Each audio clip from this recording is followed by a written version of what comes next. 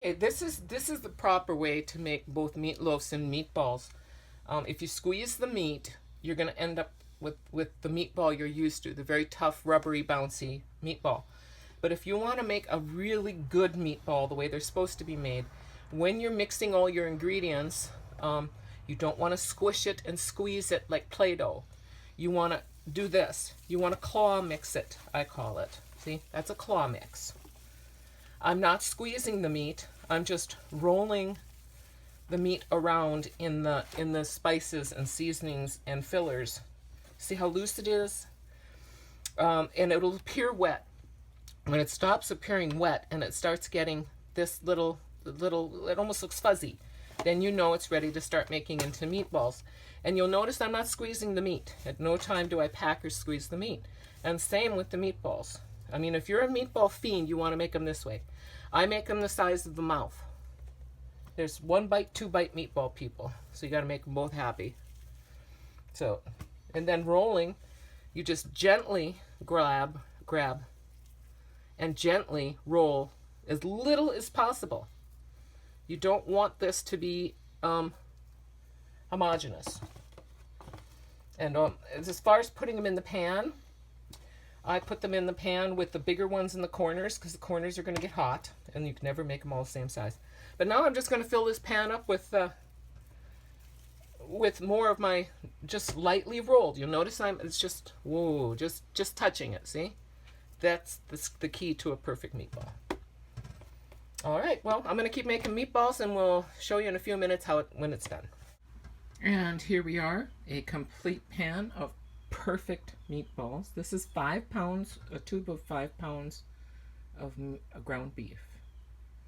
And as you can see, it filled the pan perfectly. Now we're going to take it out and throw it on the grill.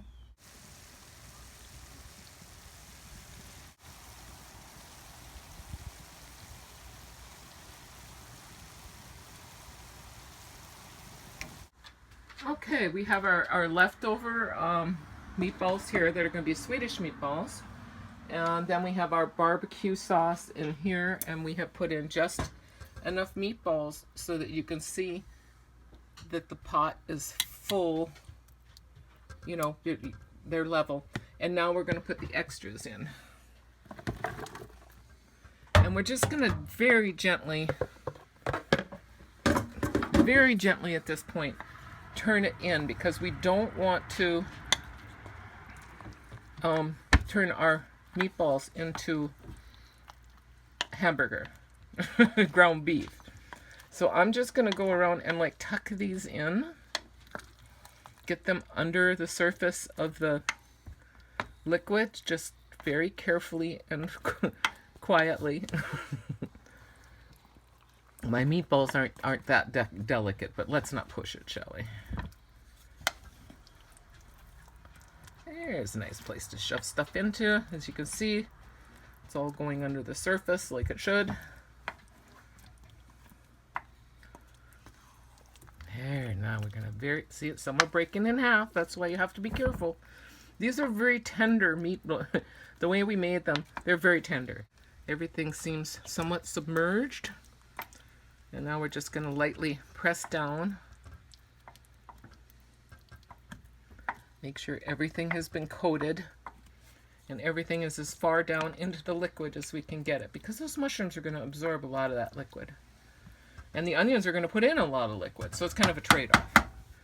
Okay, so there it is. Let's slap the cover on it, and it's 2:15 at 6:30, 7 o'clock. This is going to be the most divine food that you've ever eaten in your life.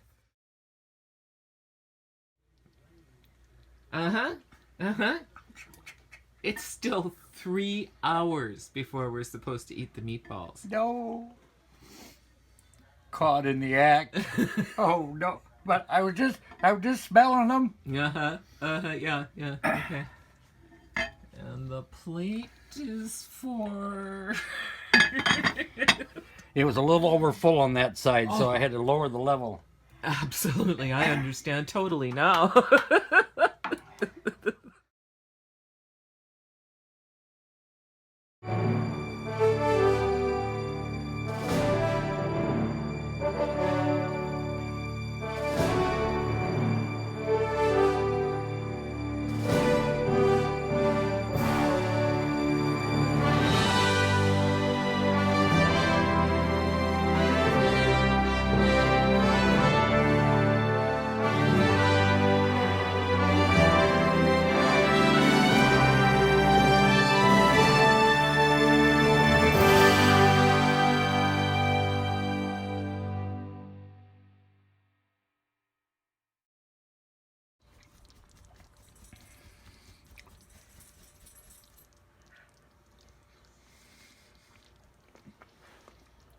Wonderful.